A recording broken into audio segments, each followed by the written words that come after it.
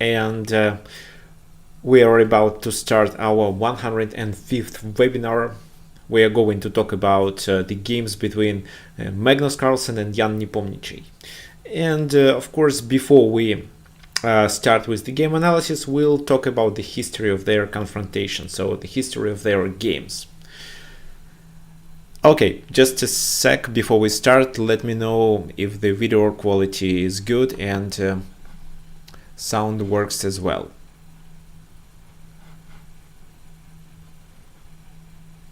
Okay, the volume is good today, it's perfect. I'm streaming this webinar on YouTube and Twitch.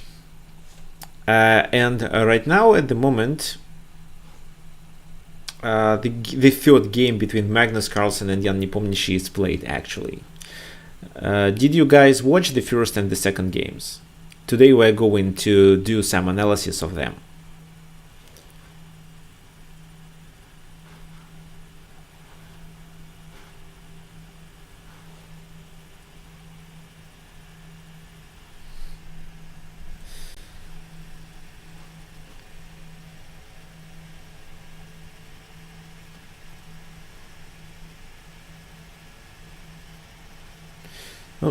Just one more minute to wait until more people comes. Yeah, it's 2 draws.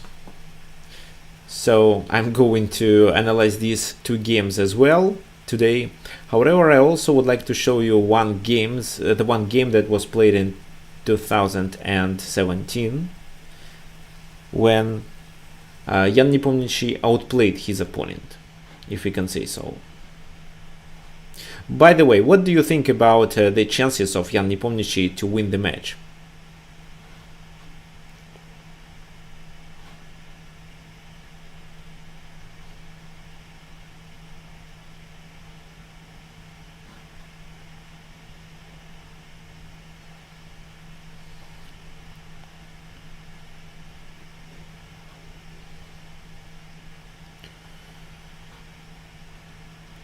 Of course, I think you understand that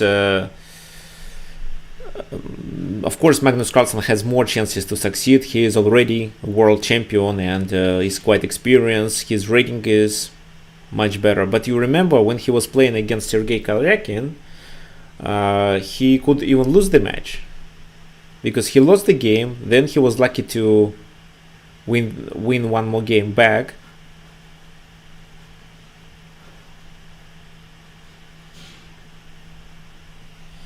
Then the score was equal and a few more draws, and finally they had to play a tie-break. However, I believe actually Nepo is better than Karyakin if speaking about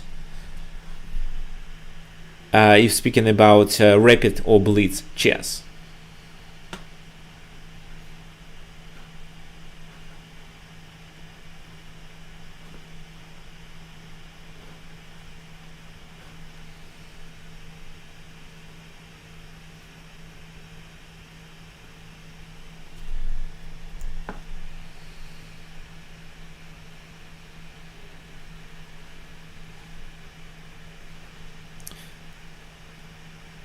Okay, so looks like almost everyone is watching this match today. So actually, I don't expect many people to come. But anyway, I published the announcement of that the stream starts on chess.com. Okay, fine. So first of all, let me share some statistics with you.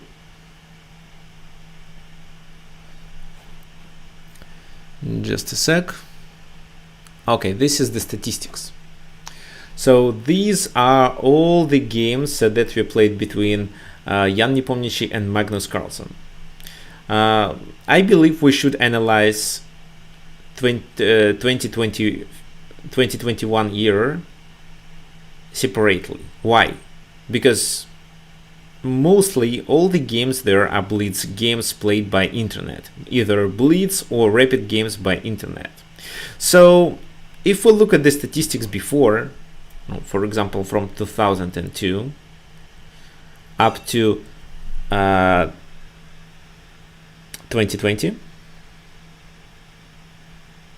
you will see that Magnus Carlsen won 16 games, 25 were draws, and only 9 he lost. So he is much better than Jan Nepomniachtchi. Don't pay attention to the ratings that are shown there. It's just it's taken from the first game that was in the list. No, it's not. It's everything. Now let's make a filter and wait a sec.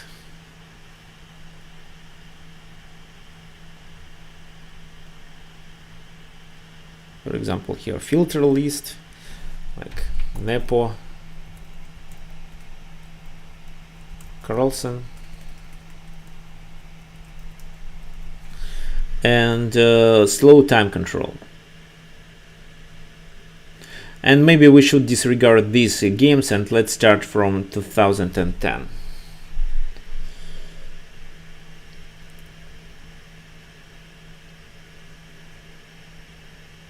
Okay. So these are the games played until 2020, until 2021. So what do we have here? 28 points for Magnus Carlsen and only 19 for Jan Nepomniachtchi. So actually Magnus is better in standard chess. Oh wait, no, it contains blitz games as well. Probably there was something wrong with the filter. Okay, if I choose blitz.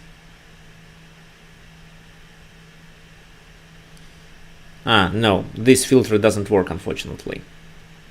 It's a pity. Okay, we can use another statistics. For example, here.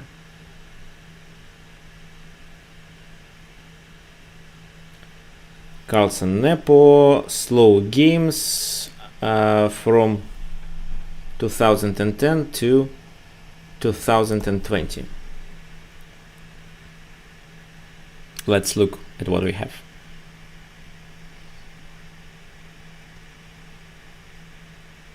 It's rapid. No, rapid.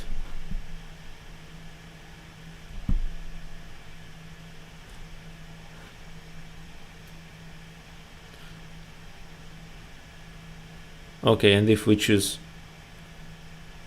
all the games,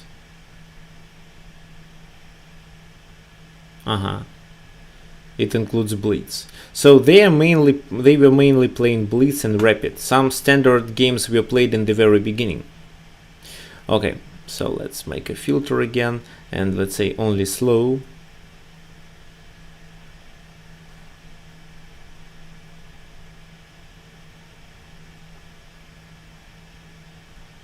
And these are their slow games.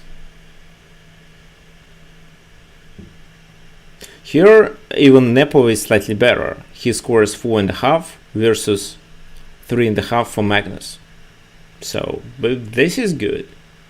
But if we choose, for example, rapid, only rapid,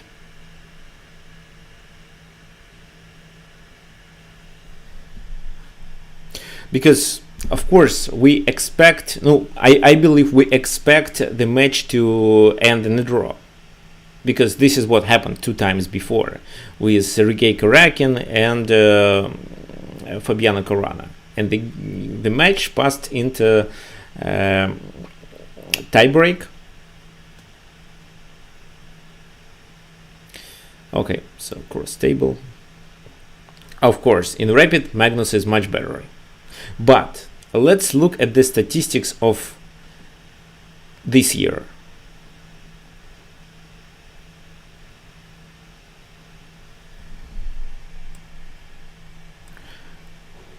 Filter.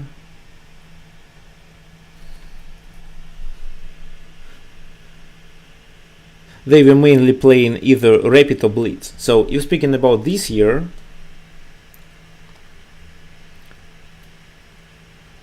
Magnus is slightly better than Jan Nepomniachtchi. He scored 10.5 versus 8.5. So what means that practically Of course, we understand Magnus is stronger than his opponent, but practically Jan has some chances to succeed, even if the match passes into the tiebreak. So tiebreak will happen in case if the match ends in a draw. The match consists of 14 games with a standard time control, and if the score will be 7 versus 7, they will play a tiebreak, 4 games with 15 plus 10 time control.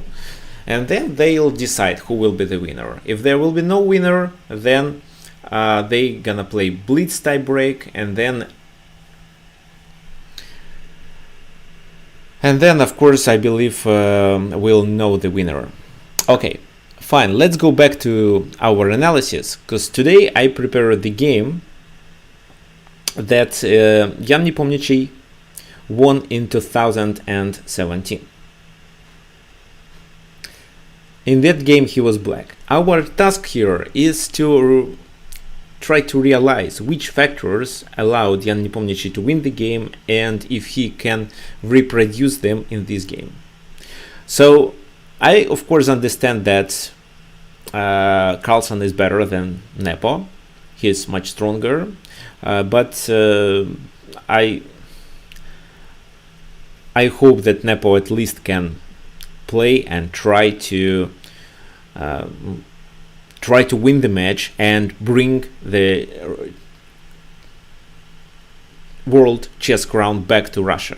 So because Jan Nepomniachtchi is from Russia, and the last Russian world champion was Vladimir Kramnik, so it's time to get chess crown back to Russia. So Karyakin did try, but he was unsuccessful with it, so maybe this time Jan Nepomniachtchi can play better. I think there is no big difference between these two players in rapid or blitz. But in standard chess, Magnus is much better. Okay, so we are going to talk about the game that happened in 2017. Jan Nepomniachtchi won that game. The opening was really weird.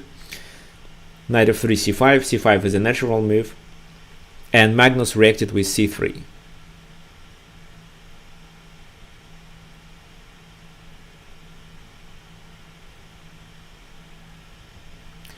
d5, of course, to fight for the center, and then the game transposed to the exchange variation of Slav defense.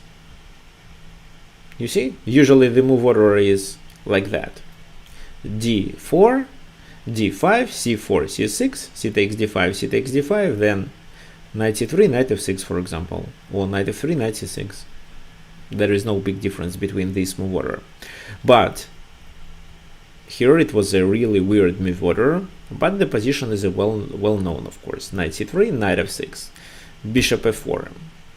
Oh, bishop f5 is what we usually play as black here, or a6 is the second option. For example, bishop f5, e3, e6, bishop d3, bishop takes d3, queen takes d3, and if black wants to make a draw, they should play bishop d6. The position will be symmetrical, approximately, absolutely equal, and most all the games there would end in a draw. If you want to play for a win, you should play bishop a7 to keep the bishops on the board. But of course there is no guarantee, because this position with symmetrical pawn structure has a lot of drawing tendencies. So let's go back. And that's why Jan Nepomniachtchi tried to play knight h5. What do you think, guys, may happen if the bishop retreats? No, let's say if bishop goes to g5, what do you think?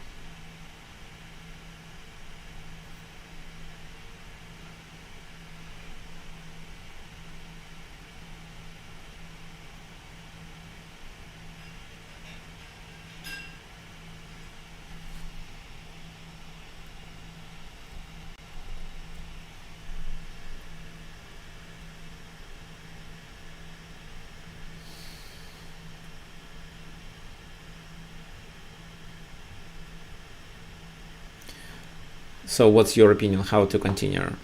Yeah, h6, g5, and fianchetto there. For example, bishop h4, g5, bishop g3, and bishop g7 is a good move. However, I also think that g4 looks fine. G4, for example, knight goes to e5, then we can take there, and then maybe bishop g7 attacking here.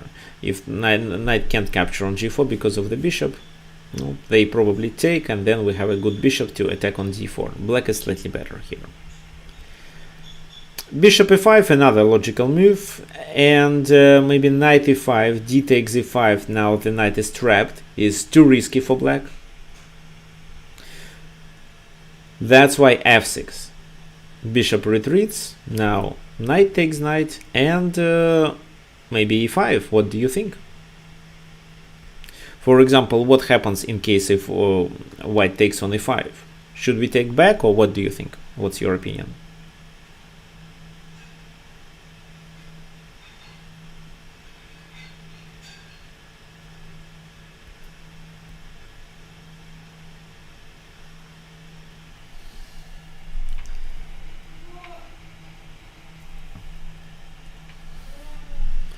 Push d4, of course. Yes, we should push d4 and then only take on e5. And this position will be actually in black favor. So, well, for example, knight e4, then even queen e5, or we can just take immediately. It's still in black favor because of the strong pawn center and the bishop pair in the open position. Okay, that's why here after knight h5 they should retreat, and they retreated to d2. What's your opinion? How did Jan Nepomniachtchi continue in this position? What do you think? Can you guess the move?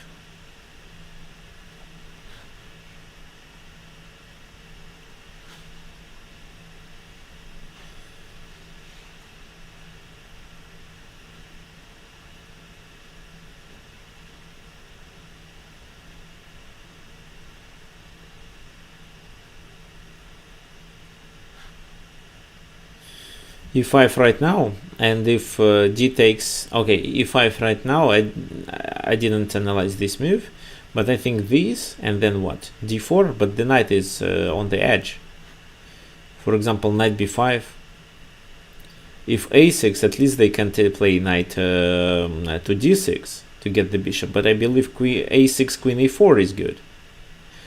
This is how they want to capture on d4 because of the knight on c6 that can be blocked, can be pinned, and the a pawn is pinned as well. So no, e5 doesn't work. It's a bad idea. He just retreated. He was okay to get a draw from this position. Maybe, of course, after bishop f4, knight h5, and bishop d2 back, he would play something else, maybe e6. Okay, e3. e6, bishop d3, bishop d6.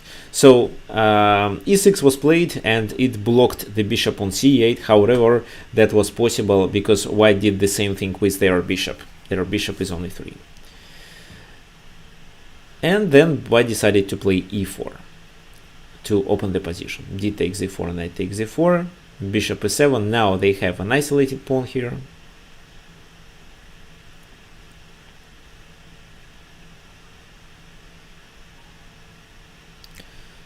So white castles, black castles. Of course, you understand that the pawn on d4 is not hanging. So knight d4, knight takes d4, queen takes d4. And maybe I can play, no. Okay, bishop c3, queen goes back, and something like that, with a strong pressure through the d file after. For example, castle, knight f6, bishop f6, and rook fd1. For example, queen has to move there, then maybe queen e4, g6, bishop b4, and no, then black is in trouble. Of course, this line is not a forced line, and something else can be played, but capturing this pawn is too risky. That's why black castled.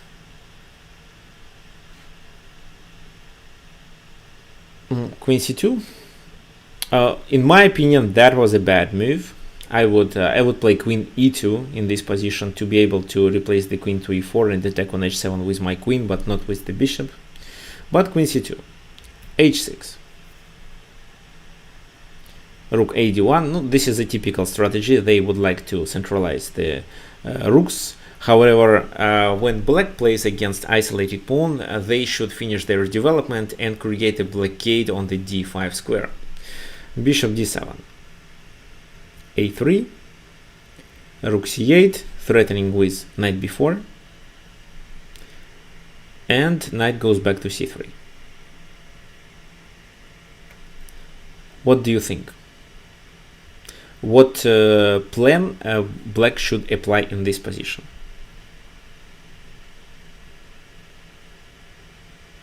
What would you do if you were black?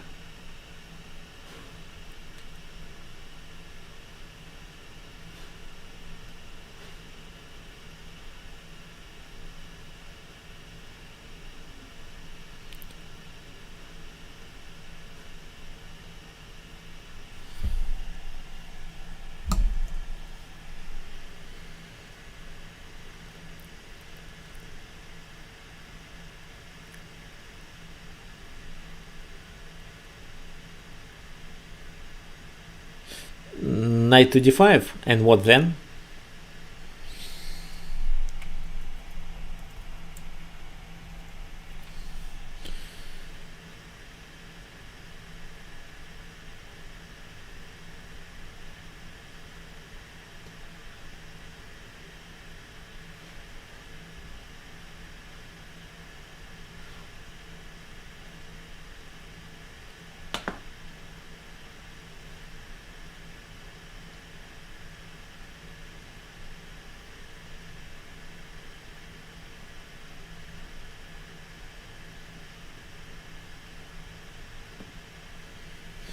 To settle bishop f6. Yeah, this is a typical strategy, but if you play knight d5 right now, they're gonna take, you take, and there is no more pawn to attack. I mean, the pawn exists, but you block the file. Now the d4 is not as weak as it could be.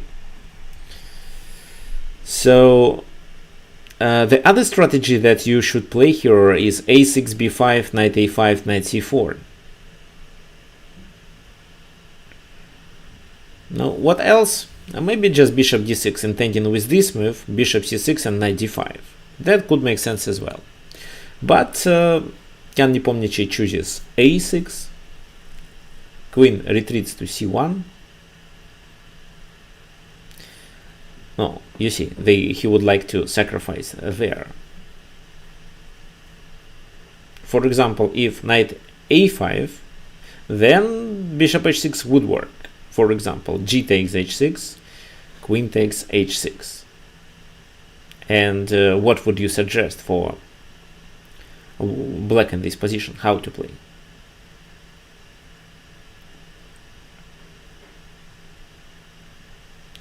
Oh, for example, let's say bishop c6. What happens then? What do you think? Yeah, that's why he moved the queen to c1 back from c2.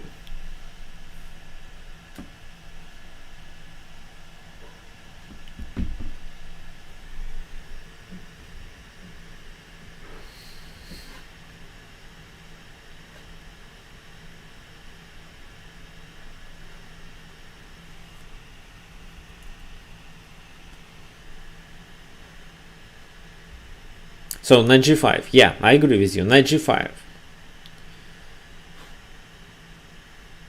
And with such a move, you are threatening with bishop h7.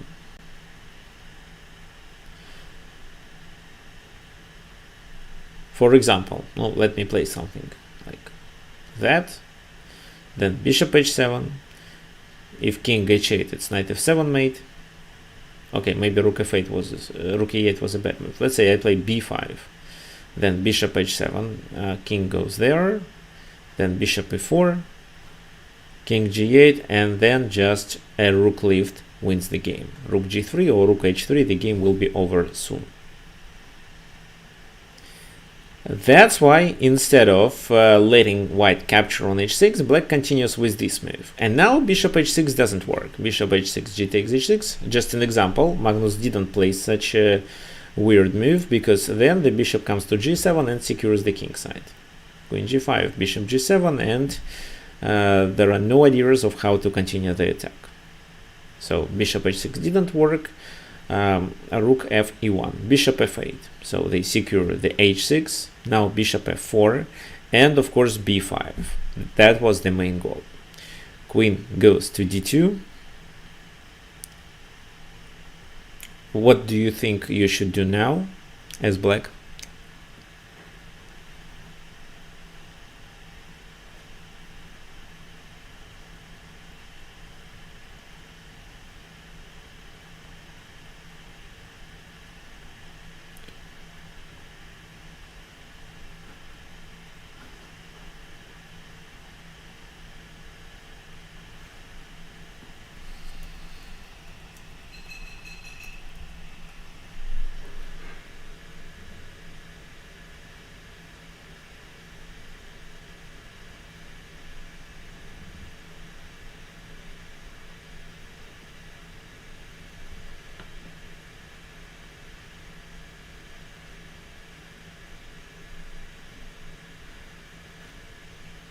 Queen b6.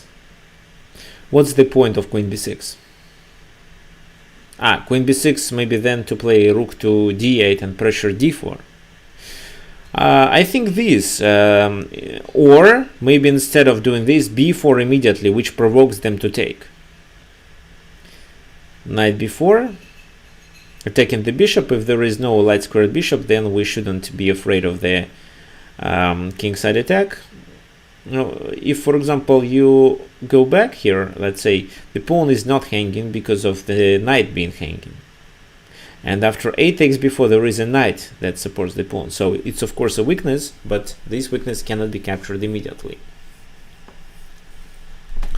Bishop b1 could make sense. After this move, knight b d5, trying to exchange pieces. For example, knight a5, and then bishop b5, activating the bishop. If they take, we take, and at least we get rid of the weakness. Knight e5 was played. Knight d3, of course. Queen d3. Now black is slightly better. a5. And queen f3. Because they intend to play these and these.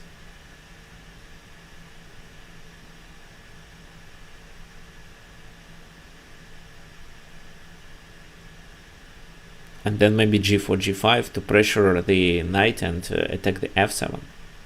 Okay, this is where Jan Nepomniachtchi played the mistake. The right move was queen e7. Now, if, for example, bishop g3 here, then maybe knight d5, knight takes d5, e takes d5, and after queen takes d5, just bishop f5 to be able to open the position and take the advantage of the bishop pair. And something like that only works then queen b4, attacking the weakness. If they take on a5, then queen b7 looks good. Now, one of the pawns dies anyway, and the other one is compensated with the bishop pair. So yeah, bishop g3 looks good even after queen e7. But Nepo played bishop b4. What do you think he blundered? They both didn't notice it, but there is something that black already blundered after playing bishop b4.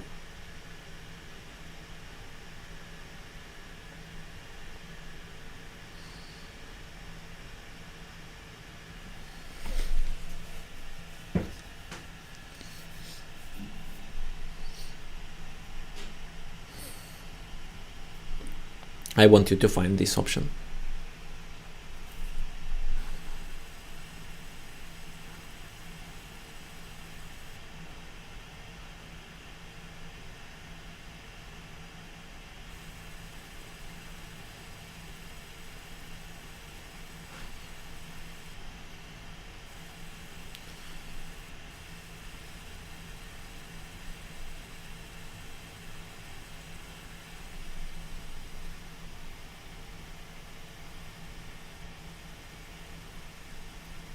So what do you think?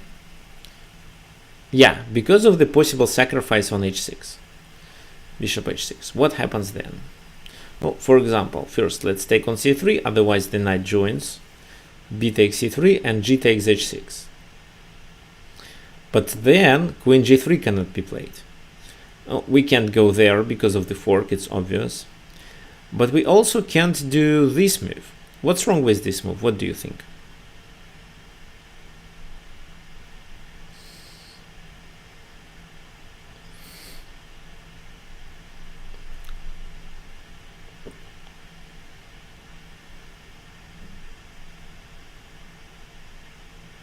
Yeah, it's not easy to realize. First of all, they have this and that move.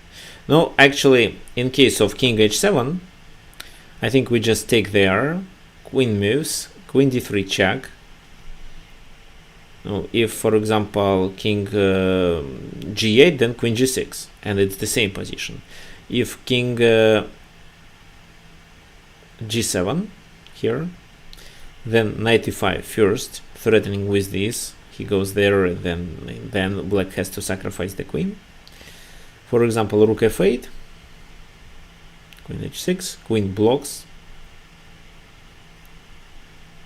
knight g6, no, retreat. No, even if you take on h7 and then take there, white will be better because of 3 pawns plus rook versus 2 minor pieces. But queen g5 looks better. Queen h5, then exchange on h5, take there, and then d5 even.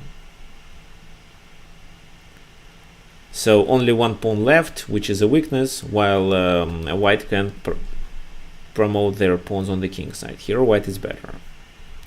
But actually, what was wrong with king f8 move here?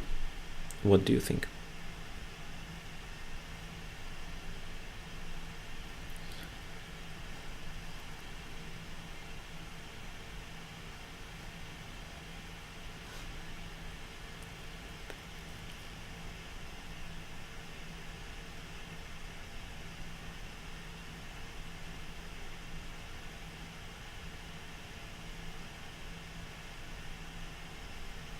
What do you think? How to pressure black's position?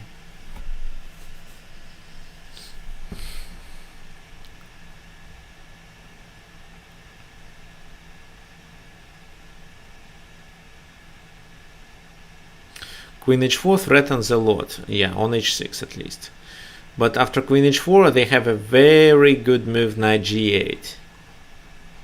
So queen h4 is not a good move. You should play better. No, knight g6 maybe, but when? Not right now. Okay, looks like you need some help. It's actually rook d3 move. Yeah, rook d3. The rook joins. For example, rook comes to f3, pressures there and there. For example, if bishop c6, queen f4, attacking there. King escapes, but c4, and there is no defense after d5. Either the e file gets open or rook f3, then I can show you, for example. Now, then it's just a discovered attack. Let's say bishop retreats, then d takes e6 and the queen is hanging, then f7 dies, and the e file gets open, the king is too exposed.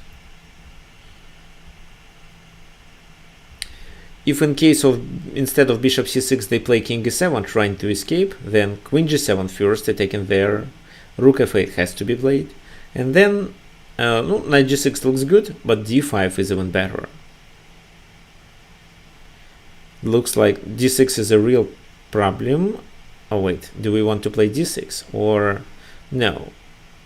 We'd better take on e6 and then take on d7.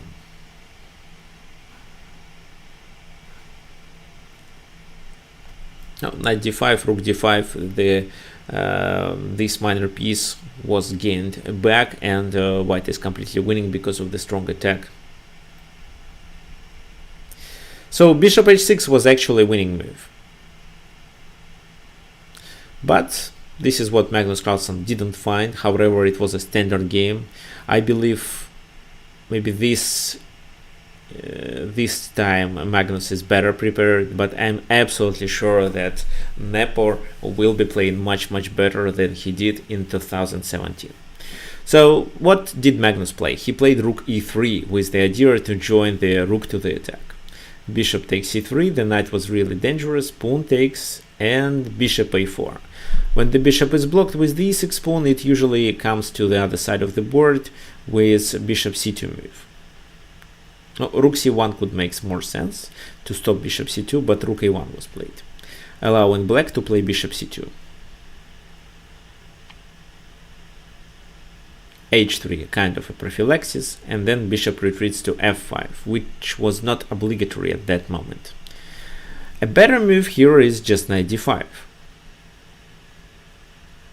What do you expect white to play after this move?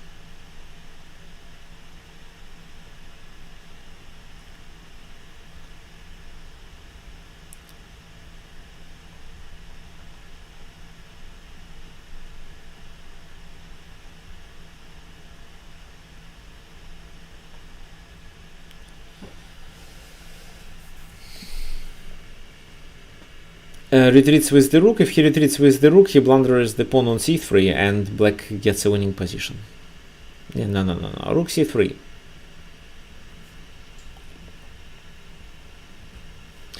There was actually something that they had in mind.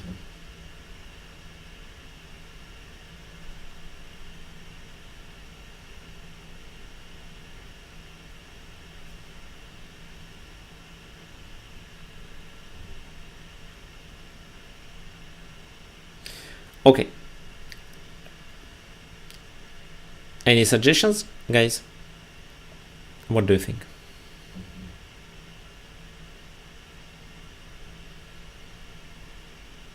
Yes, it's bishop h6.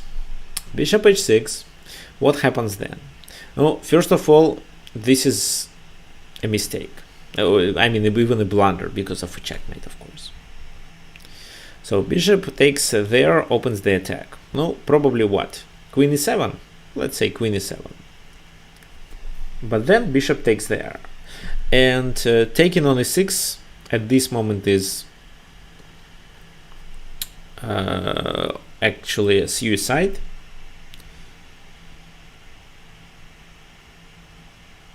So bishop g7, king takes g7, queen g4 checks. Then what? Bishop probably escapes to goes to g6 to block, then rook f3 with the pressure there, knight f6 and queen g3. And white has a compensation for the piece that they sacrificed. a5 is hanging actually. Some ideas with this could make sense. If not queen e7 but bishop g6, which makes sense as well, then just c4. Knight takes there, bishop retreats, and this is where I think white has a compensation.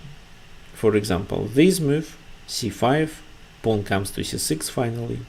This is a weakness. g4 can be played. Oh, for example.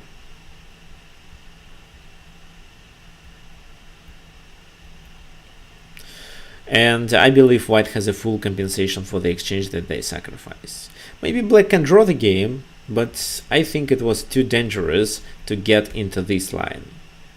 That's why he didn't play knight d5, which was quite attractive. He did play bishop f5, but bishop f5 was a kind of a mistake. g4, bishop h7, and c4, the pawn on d4 is not hanging. For example, if they take, then it's rook d1, and black is in trouble. They have to escape somewhere. And then bishop h6 works, because after g takes h6, queen f6, white gains the pawn back and starts a strong attack.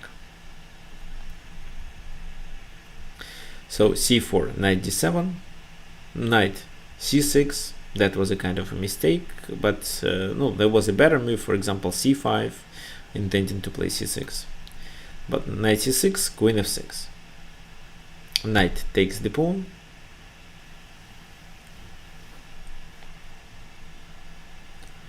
So what about queen d4?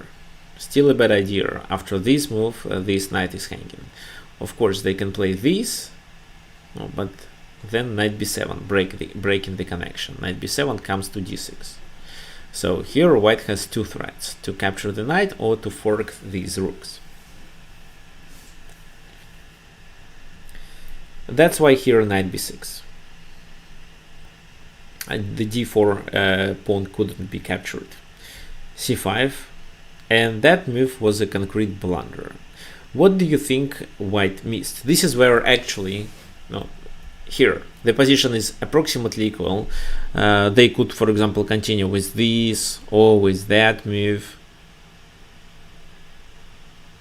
maybe with this move as well. So there are several things that white could do and keep the position equal, but they did play c5. What did they blunder?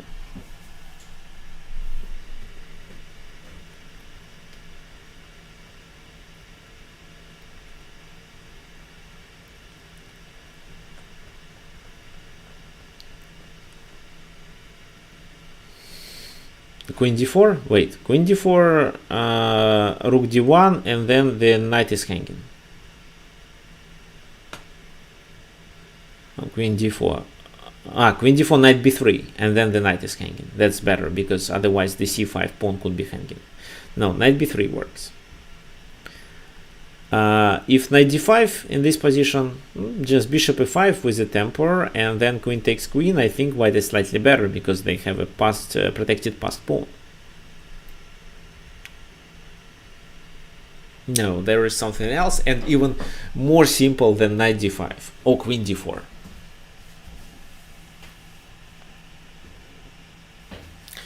What do you think? Rook takes, yeah, rook takes pawn. Yeah, actually rook takes pawn, that's right. In this position, a better continuation was just to play bishop e5, queen takes queen, and then rook moves maybe c2. And the position is maybe just slightly better for black. Their pieces look more active, but the number of pawns is equal.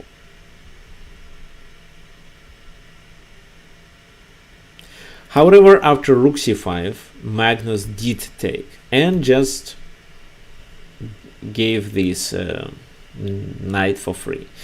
King h2, queen takes a5. The best move was to take on b6, and then white has to make a draw without a pawn, probably playing on one side. It's possible because of the bishops of opposite color. I'm sure it's a draw. However, Magnus played queen c6 and created a double attack, and that was a double blunder even. What did happen after that? What do you think?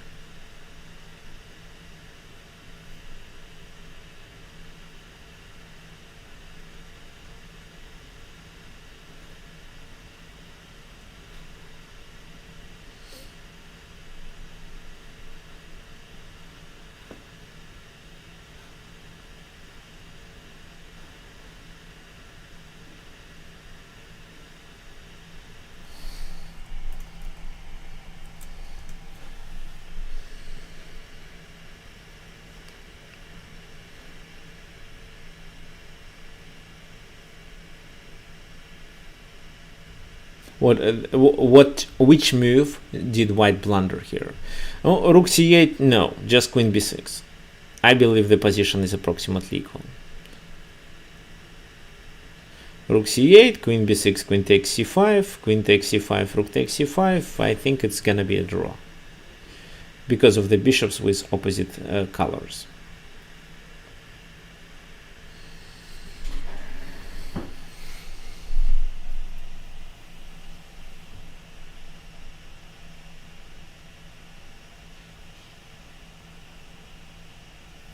Come on guys, I'm sure you can find this move.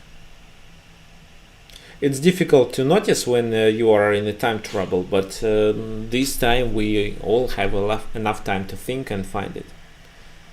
This move not only supports all the position, but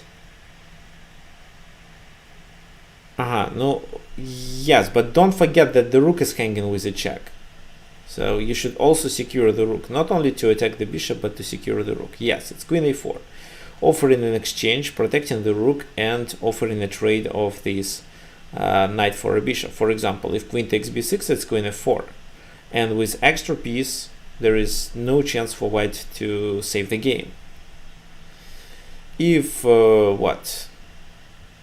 No, actually nothing. In the game it was queen takes a4, knight takes a4, and c6.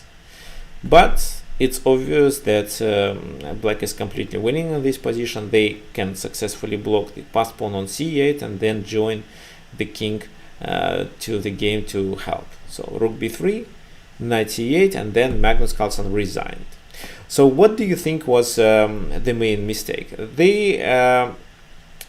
The game was approximately equal. Magnus had a chance to succeed if he took on h6 at this moment instead of rook a3. If only he takes on h6, I believe he would win the game. But this is what they both missed. Then the position was approximately equal, and because of blunder that Magnus Carlsen played in the very end of the game, for example, here queen c6 was a complete blunder. At least he'd better capture here and play without a pawn. Probably he would save the position, but he played queen c6 and that was a blunder. Okay, fine. So now let's talk about the first and the second games of their match.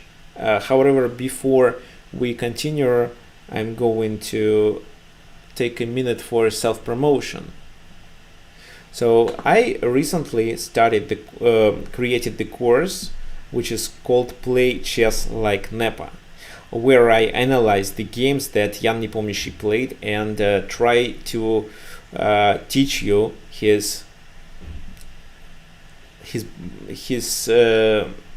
the way how he plays. This is where we can learn from his skills. So this course contains of 7 sections, and in which section you can improve a certain skill. For example, the first is opening disaster, where you may realize the result of an opening preparation and how to punish your opponent if he plays something weird in the opening. The second section is about the attack, where I explain how Jan Nepomniachtchi attacks, and you may also take into account the means and the tricks that he does there. The third one is about tactical vision. Of course, all top grandmasters have have their own playing style, and tactics by Jan Nepomniachtchi differs. This is where you can learn the peculiarities of his tactics. Then calculation, how Jan Nepomniachtchi calculates the line, where he makes the mistake and where he finds the mistakes played by his opponent. The other one is about strategic play, some strategic decisions that offer a better position for him. Defense, where I also analyzed 3 games where Jan Nepomniachtchi successfully defended and outplayed his opponent finally. And the last one is about endgame technique, when Jan won the game in the endgame by maneuvering with his pieces. So this course is about 12 hours, and it contains of 34 lectures, 7 sections, 34 lectures, and I'm sure you like it and you enjoy. If you even don't want to learn anything there, you can at least enjoy the beauty of chess and the way how Jan Nepomniachtchi exploits the mistakes of his opponents. Now, the price for that course is minimal. I give 60% discount. It counts $99, but only for attendees of these webinars it's $39 and $60. So this is the minimal price. I will make a discount later, but that discount won't be such huge. Maybe 30% or something like that, but not 60%. So this is the chance for you to enroll into this course in just an amount smaller than $40. So this is the link. So how does it work? You click enroll, and then you see the final price. Or for example, you can use this coupon code, which is webinar 105.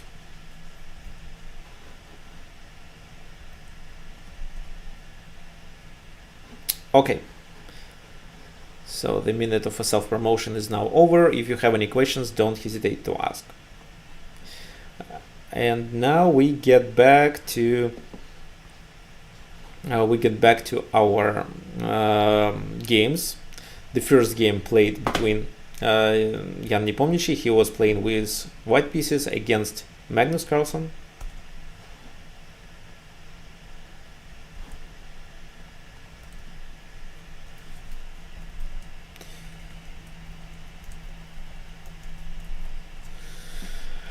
And what was I doing during this period? When the game started, I was in the taxi with my friends. So we were visiting our other friend who is also a chess player, and we decided to watch the very beginning of the match together. But because of some traffic, we were late, maybe for 30 minutes or so on. And then we did I did take the laptop and open it, so we were watching the official FIDE stream, and we were also playing chess. I actually beat these guys. I lost only 3 games, but played about 20. So it's 17 versus 3 with no draws.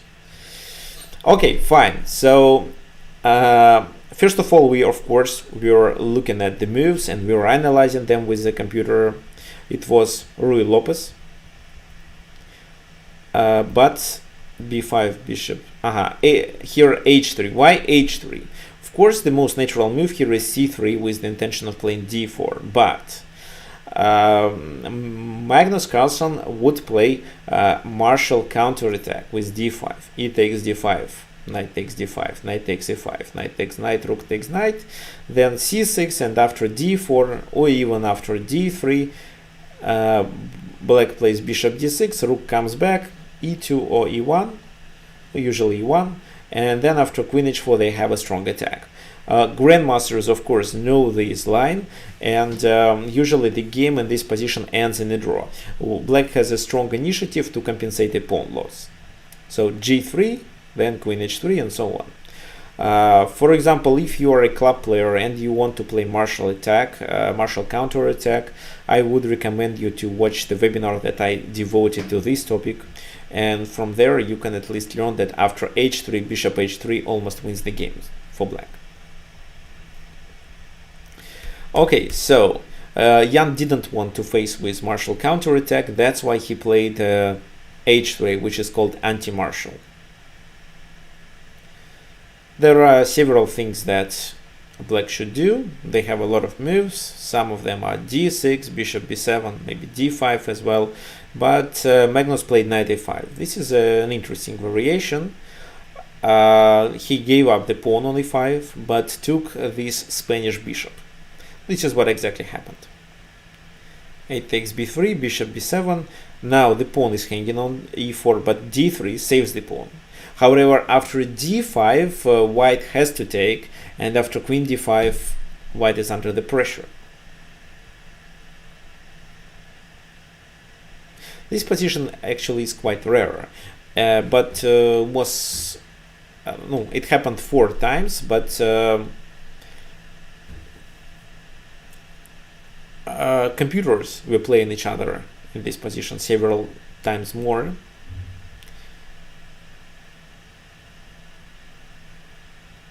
And actually white was winning in all 4 games, but it doesn't mean that the position is bad for black.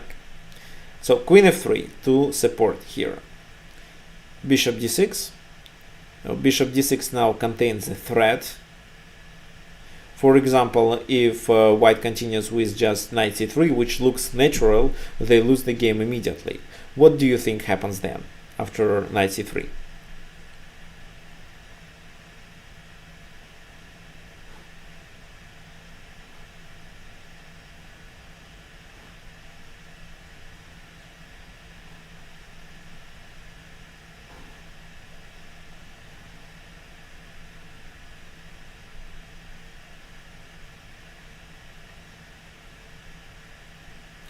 Yes, that's right. It's queen takes e5. What's the idea of such a move? For example, if rook takes, then bishop takes there, g takes f3, then the rook is lost. So the rook probably has to get back, and then bishop comes back, and black is a pawn up. You may say, okay, why not to capture there? It's because of queen takes e1, the game is over.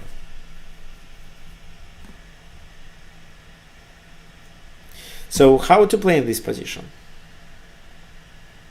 If you say, for example, let's play this to support the rook, no, it still doesn't work. Because now queen takes e5. Well, if rook takes, it's similar.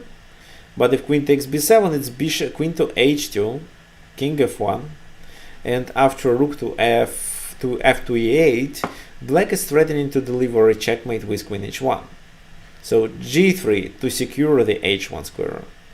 Then at least we can exchange the rooks and threaten with queen h3. Oh, you see, in this position queen g2 doesn't work. Just rook e1 to distract the king, and the queen is lost. That's why knight d2, and after queen h3, I believe black has more than a compensation. No, actually, wait a sec. The number of pawns is equal. Black has a strong attack, the pawn on a6 is a weakness, but their attack compensates. Oh, sorry, that's the end of the game. Let me go back.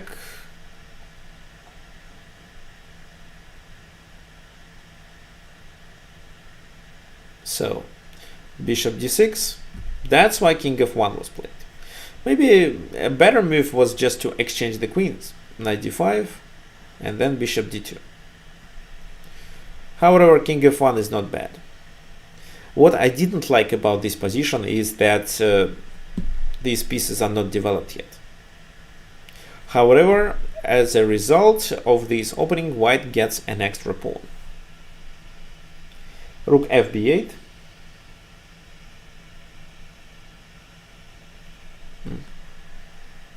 And here, for example, if queen e5, it's just queen takes b7. Of course, not this move, because it's similar. The rook is hanging. So rook fb8. Now the bishop is supported. And if knight c3 now, still queen e5 works. If queen b7 this time, it's just queen e1. And extra rook for black. So queen takes d5, knight takes d5, bishop d2, which was good to prevent knight b4 coming, c5, and this is where I think Nepo played the first inaccuracy. What's the most natural move, in your opinion, for white in this position? How would you play?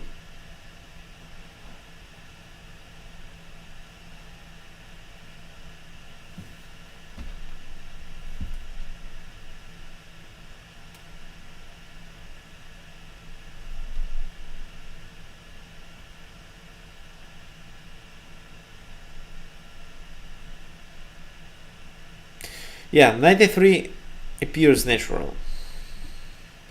And this is what I would play. Knight b4, and then I would continue with this move.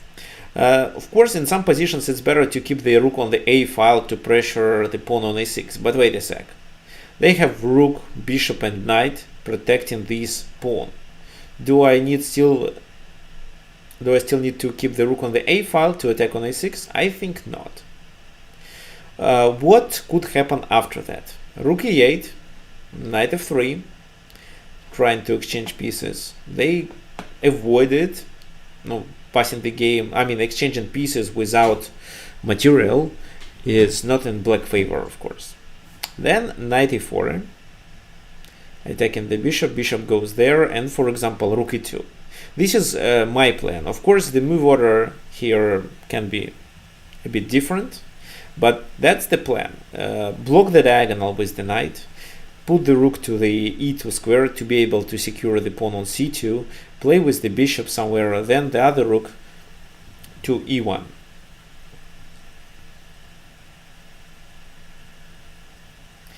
this is how I wanted to release the rook from c1 to a better spot. So knight f3 instead. The engine thinks that knight c3, knight f3 are approximately equal. No, however, it's easy to realize that white lags in development. Knight c3, knight b4, and again, the most natural move is to play with the a rook to c1, but it was rook ec1 to keep one of the rooks on the open file, on the semi-open file. I believe keeping the rook on e1 was better, because in some of the variations the rook could enter the enemy camp with rook e7. Rook a c8, knight e2. When I was analyzing this computer at that game, at that moment of the game, the engine told me that knight e1 and f3. And actually, this is what they say right now. Why this? Because it allows to locate the knight on e4. And if bishop takes, then f pawn takes, for example. Okay, now knight e2 is a natural move. And this is where the position of Jan Nepomniachtchi was better. He could at least play bishop f4 or bishop g5, attacking the rook and provoking f6 move. Then bishop f3. I think it was slightly better, but I even like bishop f4 move. Exchanging pieces is not in black favor. They would probably play these, and then knight e1. With this move, white has everything protected. So what can be played then? Maybe c3. The d3 is protected, c3. No, the position is complicated, but because of the extra pawn, white practically has more chances. Bishop e3 was played. Knight e7 to relocate bishop f4 now. No, that was a kind of inaccuracy. They actually both played only 3 inaccuracies according to Stockfish. I mean, 3 inaccuracies each. Bishop takes f3, g takes f3, bishop takes f4, knight f4, rook c6. What happens in this position? So looks like black has strong initiative, and if only he is able to get the pawn back, his position will be better. This is how it usually happens in gambits or in such variations when one of the players sacrifices the pawn positionally. And this is what could happen here. However, at a certain moment of the game, white were able to sacrifice the pawn back to simplify and equalize the position. So rook e1, knight f5, c3, knight h4, rook a3, and after that actually the game became quite boring, and I was almost not watching on the laptop, but was playing blitz games with my friends at that moment. So the position is equal. They have black has a full compensation for the pawn. White has to find defensive move. King f8. Just wait a sec. For example, there is a good question. What if c3 weakens the d3 pawn? What if, for example, g5 in this position? How would you play? What do you think?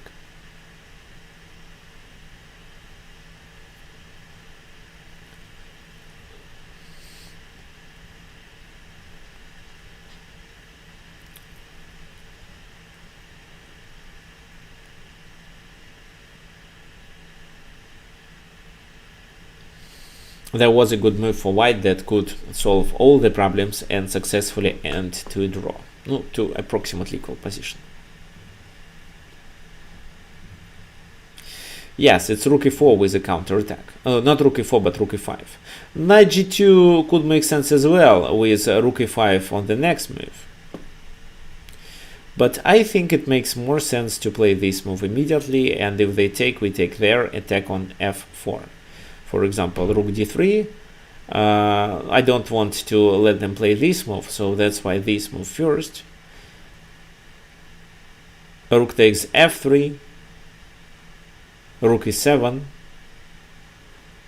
rook h3, well, then either this or that move. Well, let's say, let's capture there. This pawn is lost anyway. Check. King g2, they go there, and something like that offers a draw at least. Rook g6, king f3, rook takes b2, then rook a7. With two rooks on the second rank, white can definitely make a draw without any problems. So that's why Magnus didn't play this attractive move. Knight h4, rook e3, knight g2. Well, their position, white position, is quite passive. Finally, knight came there. It's difficult to suggest something. No, b4, if they take, it's fine. But if they take after rook b8, then the pawn on b3 is hanging. And this is where they had to sacrifice the pawn. For example, if they continued with this move, that would be too greedy. a5. And the goal is to play a4 and then take there. Or maybe take on c3 and then play a4 to be able to gain the pawn.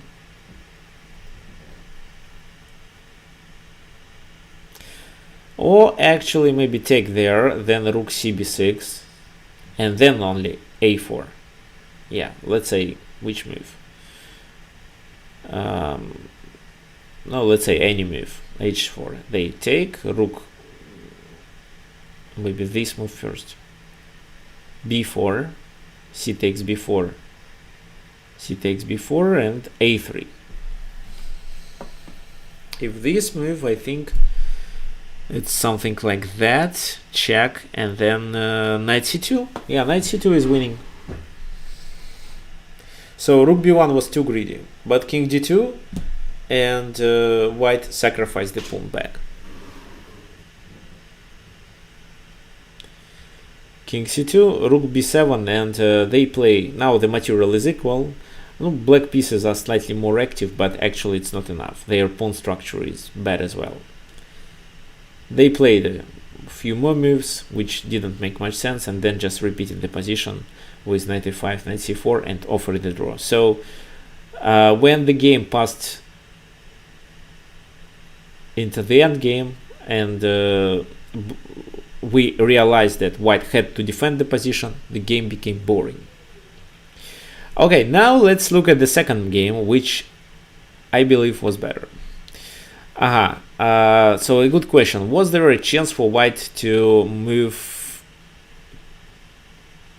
to make a pawn move and get rid of the weaknesses? I think there was no such a chance. For example, yeah, here, let's say the line that I suggested. This is where I think maybe this, and maybe then this and this. But every time the c pawn moves, the d3 is a weakness. So I don't believe there was a practical chance to apply that. Maybe take there with the bishop, but then the pawn on c2 is a weakness. Actually, no, if for example instead they did play this move, then we can take, they take, and then c4 looks pretty good. But actually instead of that, it was rook d8, so c4 is now unavailable. Okay, now the second game. At this time Nepo was playing with black pieces, and most people expect him to play Greenfield, but it was Queen's Gambit and Catalan. So actually, by the way guys, I have a course devoted to Catalan, how to play it with white pieces, together with Grandmaster Dmitry Bocharov. We created a full repertoire with white based on Catalan. It consists of 2 courses, 2 parts, and totally is around 20 hours. You can find it at thechessworld.com. I'll Oh, maybe you'll find the link yourself. If you need Catalan course, just message me.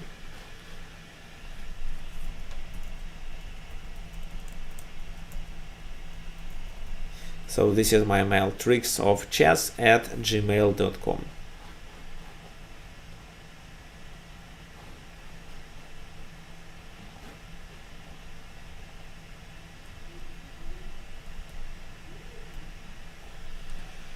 Okay, so let's continue. Bishop e7, bishop g2, just one of the most standard lines, d takes c4, queen c2, and the most popular move here is a6 with the idea of queen c4 to play b5 and fiancetta immediately, then the position would be equal. However, of course, white doesn't take immediately, they first play a4, and this is where black has to choose which move to play, bishop d7 or knight c6. For example, bishop d7, queen takes c4, bishop c6, knight goes to d7. Black can almost equalize the position. This is actually a well studied line. But Nepo played b5. This is one of the most modern lines.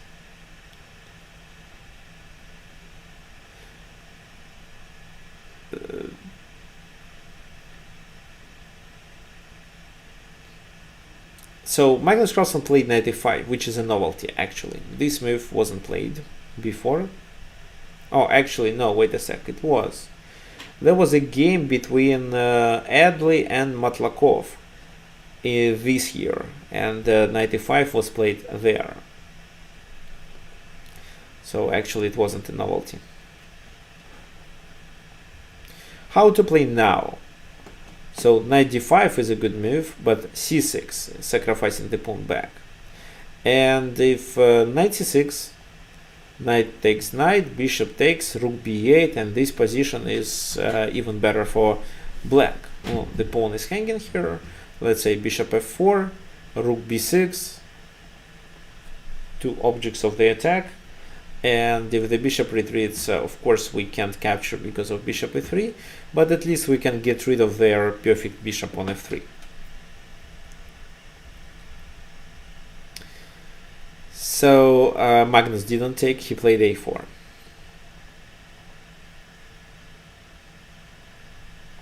So c6 was a novelty actually. Before that it was knight d5 by Matlakov. c6, a4, knight d5. You can ask me, what if queen d4, for example? Can you please answer this question yourself? What do you think?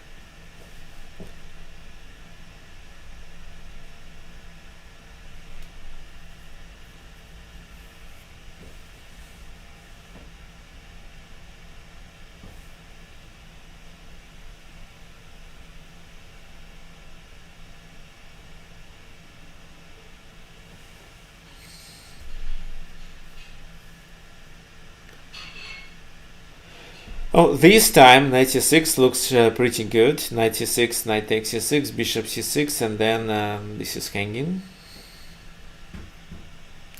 Yes, exactly. So that's why knight d5, to block the bishop.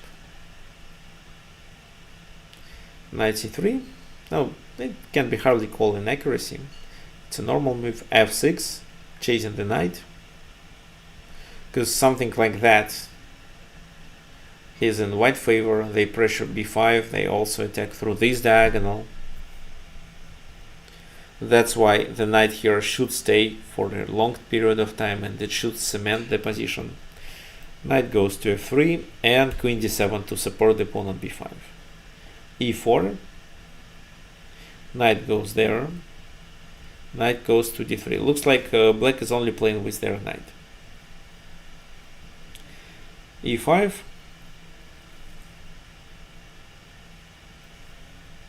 yeah, of course, taking on c3 was too risky, but knight b4 and knight d3 can close the position, and black is still one pawn up. Bishop b7, they take bishop f6, knight e4,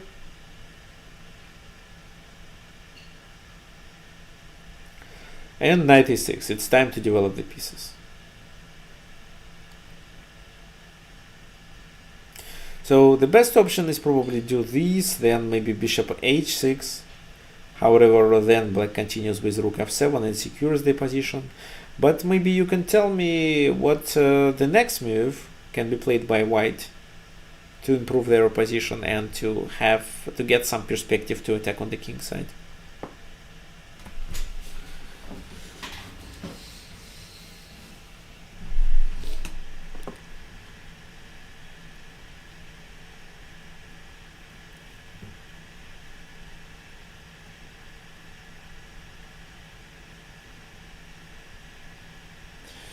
Yeah, so the third game, which finished today, also ended in a draw. However, I'm not going to analyze it today, but we'll probably show next time.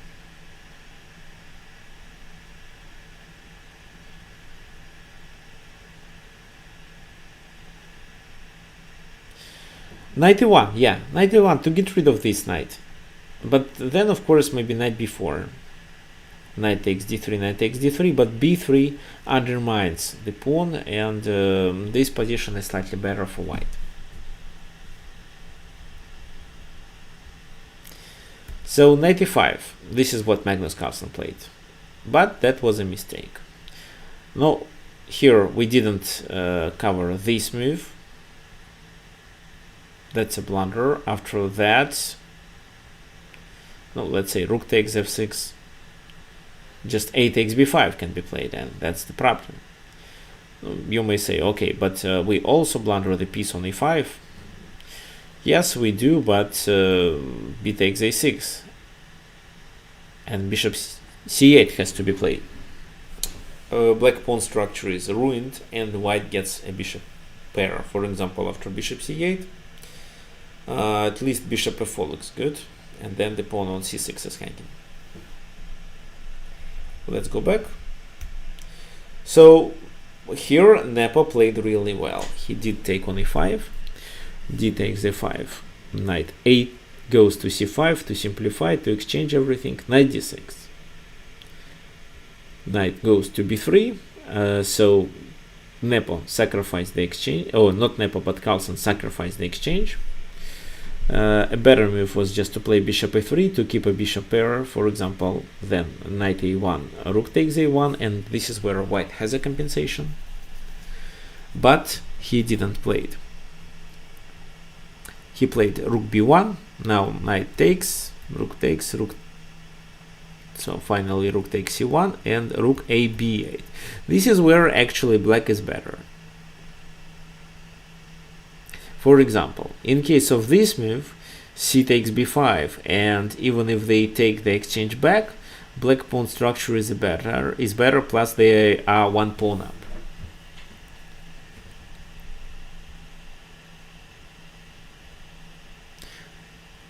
Magnus Carlsen played rook d1 here. Bishop a8.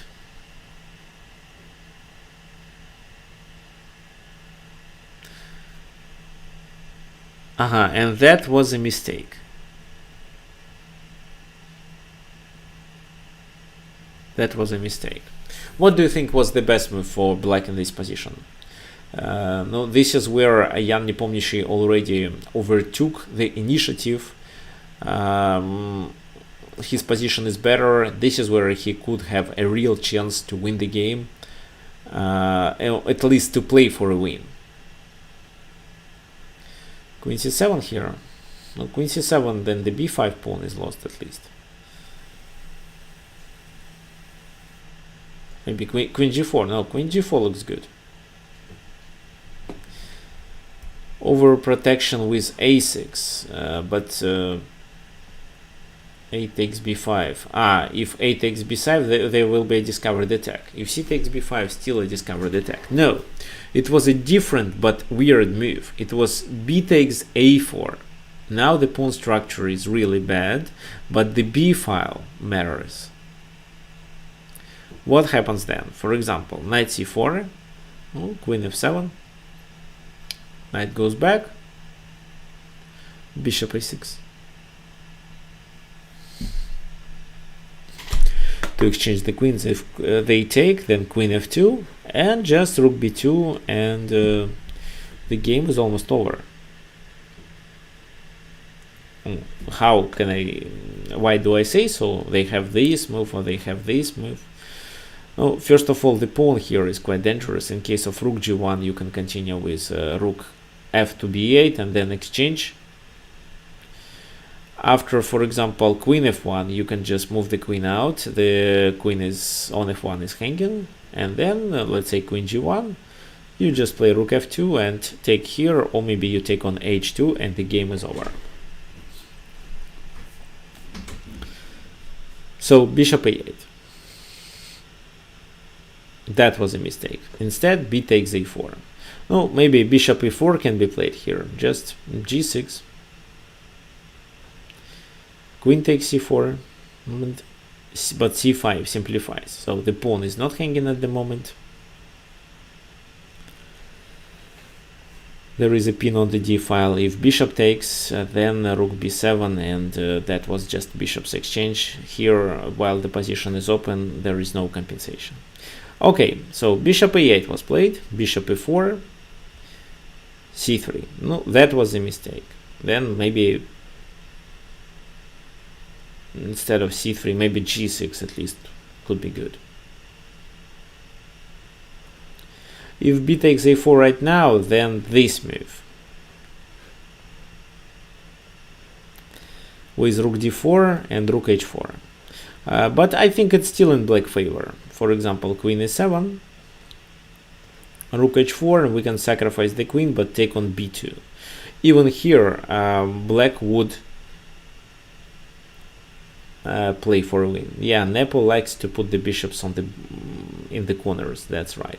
So he did play c3 to be able to ruin their pawn structure, but that was a mistake. B takes a4 now, queen takes a4. Now Nepo's task is to exchange here light squared bishop for the enemy bishop, but it's really hard to do. Rook fd8. Now c5 can be played because the queen is protected. Rook e1 and c5. Queen escapes. Bishop takes bishop, knight escapes. This is a fork, and he played king h8. However, he could play better in this position. Queen c6 pins the knight.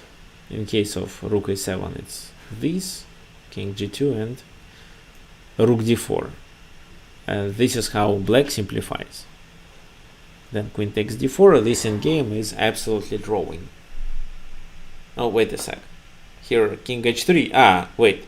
If the king goes back, the game is over after a check on the first rank. f3, then a check on the second rank.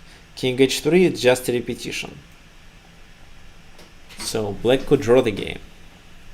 But he did play king h8. Knight goes back, rook b6, queen c5. Double the rooks, but the position is equal. Oh, this is to stop c5 move. Queen g4 attacking on e6, and black decided to pass the game into a simple endgame with good chances to draw the game. Queen takes c5, queen takes e6, so he's down a pawn. But because we are playing on one side of the board, it's likely to be a draw, especially if we exchange the queens. What exactly happened later? And this is a draw. Of course, we shouldn't exchange the rooks, but if we exchange two pawns for the enemy two pawns, we are able to stop the other enemy pawn with our king. No, nothing concrete. The game finally ended in a draw. Yeah, they just repeated the position. So this is where Nepo had a real chance to succeed if only he took on a4. Not in this position, but here. Instead of moving the bishop to the corner, or even instead of playing c3, he could capture on a4. Bishop h7 would be still in his favor, but b takes a4 with the idea to open the b file in that position was even better. So I hope Jan Nepomniachtchi can use his chance.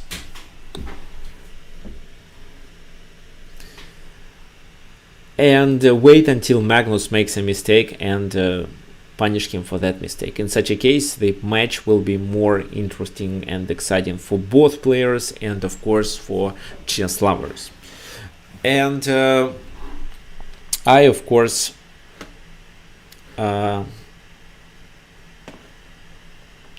so welcome you to my next webinar that's gonna be next Sunday, where I'm going to talk about Nepo's games. We may quickly go through the rest of the games that they will play until Sunday, but we will be mainly talking about Nepo and his style and his chess skills, where he can outplay his opponent and win the match.